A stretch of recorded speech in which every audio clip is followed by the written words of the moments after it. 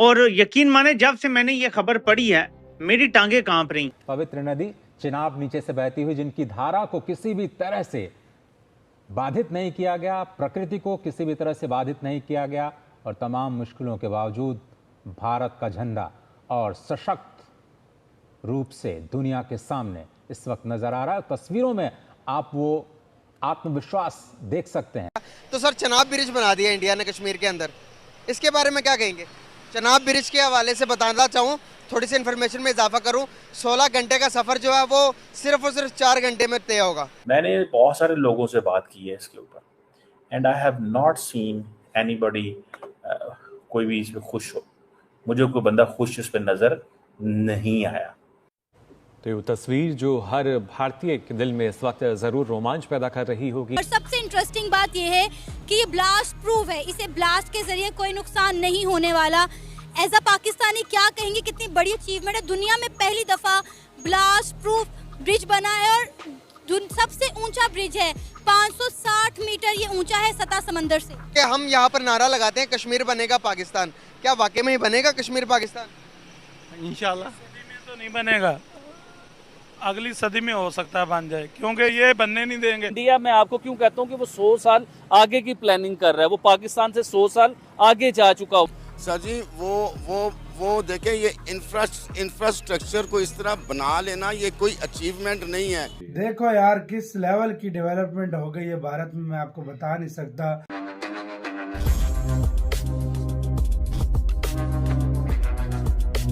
Mind blowing यार, mind blowing. जितनी तारीफ की जाए इस चीज के काम है।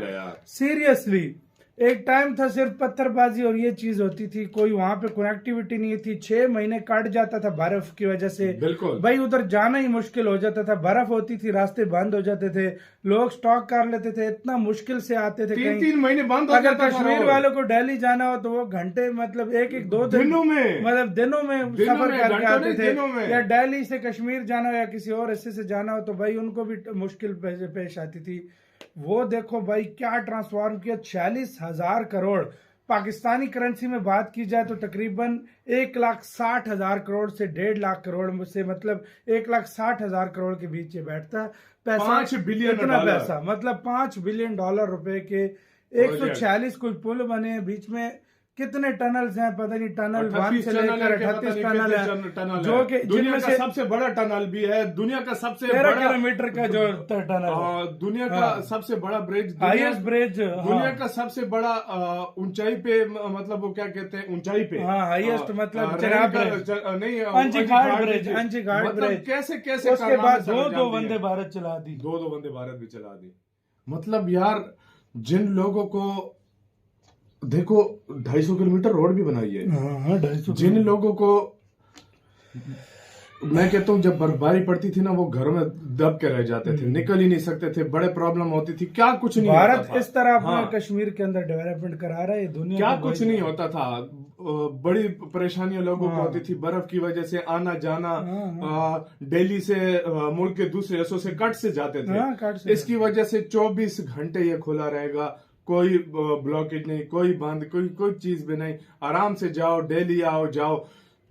दिनों का फासला जो है ना वो कुछ घंटों में हो गया, कुछ घंटों में। और कहते हैं जो जहाँ से शुरू हो रहा है ना, बारामूला से, वो जो कोने मतलब बारामूला तक जाता है, जहाँ से वो शुरू कट रहा है, वो कहते हैं इतना सफर करने के लिए, मतलब लोग अगर कोई नौकरी करता था या कुछ और, वो फिर महीनों बाद या हफ्तों बाद घर जाते थे। अभी कहते हैं सुबह ट्रेन 100 रुपए उसका टिकट है, सुबह चढ़ेंगे कोई 200 किलोमीटर है, बिल्कुल कुछ घंटों में आप जाके काम भी कर आओगे और वापस भी आ जाओगे। और सबसे बड़ी बात ये है तो टिकट की प्राइस बहुत कम रखी है यार, बहुत कम, 20 रुपए के 10 रुपए का टिकट है। 100 रुपए फुल, मतलब अगर 200-250 किलोमीटर का, खुद सोचो, 250 शायद इससे भी कम हो, मतलब 250 किलोमीटर ट्रेन चलेगी। इधर पाकिस्तान में इतनी ट्रेन चले तो कम से कम 3 से 4,000 रुपए आपको टिकट देना पड़ेगा। उधर 100 के अंडर, 100 के अंदर, मतलब। और वंदे भारत के मजे अलग। आपका क्या इसका कहना है? वंदे भारत का मुझे टिकट का नहीं पता, लेकिन दूसरी ट्रेनों का ये है,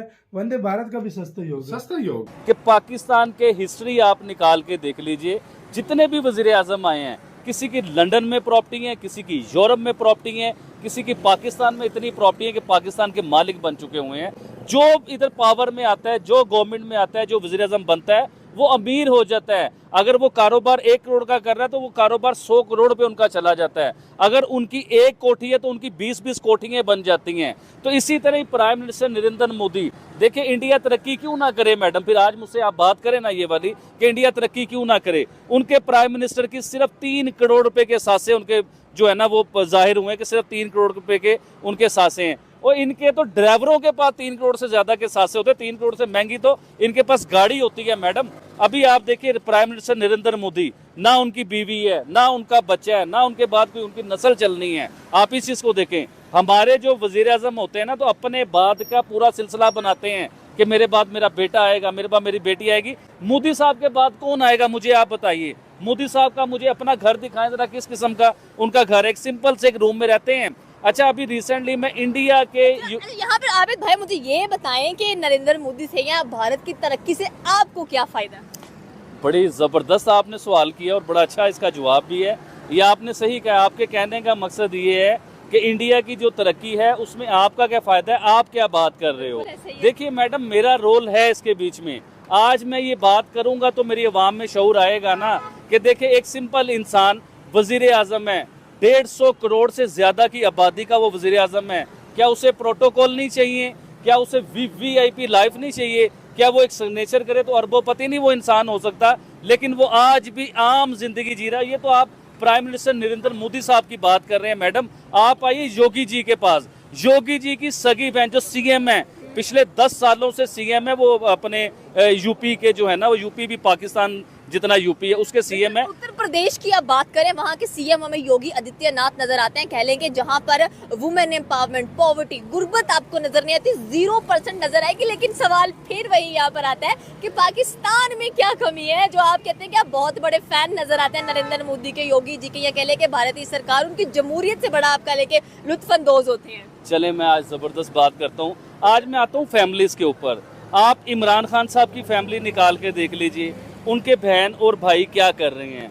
आप प्राइम मिनिस्टर जो है शहबाज शरीफ साहब, इनके भाई बहन, उनके भतीजे भांजे, उन्हें आप निकाल के देख लीजिए। इसी तरह जरदारी साहब की आप फैमिली निकाल के देख लीजिए। इसी तरह इंडिया में आप आ जाएं, जो इस टाइम इंडिया के वजीर आजम है, उनके बहन भाइयों के पास क्या प्रॉपर्टीज़ हैं और उस वजीर आजम के पास क्या प्रॉपर्टी है। इसी तरह आप योगी जी आदित्यनाथ जो हैं, इनकी आप आ जाएं। इनकी तो बहन आज भी जो बड़ी मशहूर थी, जो आपने सुना होगा कि वो फूलों की दुकान चला रही है, लेकिन ऐसा नहीं है। एक छोटा सा जो पठारा टाइप एक दुकान होती है ना, जिसे आप छोटी सी दुकान कहते हैं, चाय की दुकान आप कहते हैं, जिसमें आप बिस्किट वगैरह ऐसी चीजें होती हैं। चाय का ठेला बेसिकली कहते हैं कि जो लगाया जाता है। आज वैसे भी भारत में चाय वाले बड़े फेमस है। पाकिस्तान में जो स्टडी का लेवल है ना, जो क्वालिटी ऑफ स्टडी है हमारे पास, उसके बारे में मैं आपको बताना चाहूँगा। पाकिस्तान का बच्चा मैट्रिक करता है, मैट्रिक के बाद FA करता है, FA करने के बाद वो ग्रेजुएशन करता है या कोई कोर्सेज करता है या MBA करता है या इंजीनियर्स बनता है। इंडिया का सिर्फ एक डिपार्टमेंट की मैं बात करने लगा, उनका IIT, इन सब को मट्टी कर जाता है। वो इतनी बड़ी उसके बीच में पावरफुल टेक्नोलॉजी लेके आए हैं, इतनी बड़ी क्वालिटी लेके आए हैं उसके बीच में कि पाकिस्तान का सब वो मट्टी कर जाता है। तो देखिए, हमें अपनी क्वालिटी ऑफ एजुकेशन पे बड़ा काम करना पड़ेगा, अपनी डेवलपमेंट पे हमें बड़ा काम करना पड़ेगा, अपने मुल्क को ऊपर लाने के लिए हमें बहुत कुछ करना पड़ेगा। देखें, कब तक हम इंडिया इंडिया इंडिया करते रहेंगे या कब तक हम इंडिया के साथ कंपेयर करते रहेंगे। कंपैरिजन तो मैंने अपनी हर वीडियो में बताया कि इंडिया के साथ हमारा कंपैरिजन खत्म हो चुका हुआ है। पाकिस्तान में बड़ा फेमस नजर आता है आबिद भाई, कभी पनामा लेक्स, कभी दुबई लेक्स, कभी कुछ लेक्स, कभी कुछ लेक्स। आज तक आपने सुना हो भाई मोदी का कोई चीज लीक हो रही है, आदित्य की कोई चीज लीक हो रही है। जयशंकर की बात करते चलते हैं, उस बंदे ने कहा है, बड़े जबरदस्त फॉरेन मिनिस्टर है भारत के, उन्होंने कहा है आबिद भाई कि अगर हम लोग ने चाइना से या रशिया से मुकाबला करना है तो भला कैसे मुकाबला करेंगे। आप जवाब दे, गेस करें। जी बिल्कुल, उन्होंने बहुत अच्छा सवाल किया है कि उनका नेक्स्ट जो मुकाबला है वो चाइना और रशिया के साथ मुकाबला है। दोस्तों, प्रधानमंत्री नरेंद्र मोदी ने शुक्रवार को दुनिया के सबसे ऊंचे रेलवे पुल चिनाब ब्रिज का उद्घाटन करके उसे राष्ट्र को समर्पित कर दिया। उन्होंने पुल पर राष्ट्रध्वज को भी फहराया। ये पुल सिर्फ जम्मू कश्मीर की अर्थव्यवस्था और कश्मीर से कन्याकुमारी तक रेल कनेक्टिविटी तक सीमित नहीं है। ये सामरिक और रणनीतिक दृष्टि से अत्यंत संवेदनशील है। 1315 मीटर लंबा चिनाब ब्रिज स्टील और कंक्रीट से निर्मित एक बेहद ही मजबूत पुल है। ये 260 किलोमीटर प्रति घंटे की हवा की गति को भी सहन कर सकता है। वहीं तेज भूकंप के झटकों से भी इस पुल को कुछ भी नहीं होगा। दोस्तों, अगर इस पुल की ऊंचाई की बात करें तो यह 359 मीटर ऊंचा है, जो एफिल टावर से 35 मीटर पुल ऊंचा है। अब दोस्तों, इस पुल के बन जाने से पूरा कश्मीर मुख्य भारत से ट्रेन से जुड़ जाएगा। दोस्तों, ये चिनाब ब्रिज वही ब्रिज है जो चिनाब नदी के ऊपर बनाया गया है और पिछले महीने ही भारत ने इसी नदी का पानी पाकिस्तान में जो जाता था उसे रोक दिया था और पाकिस्तान को बहुत बड़ा सबक सिखाया है। तो दोस्तों, आज के लिए बस इतना ही। अगर आपको ये वीडियो पसंद आया हो तो वीडियो को लाइक कर दें और हमारे चैनल को सब्सक्राइब कर लें।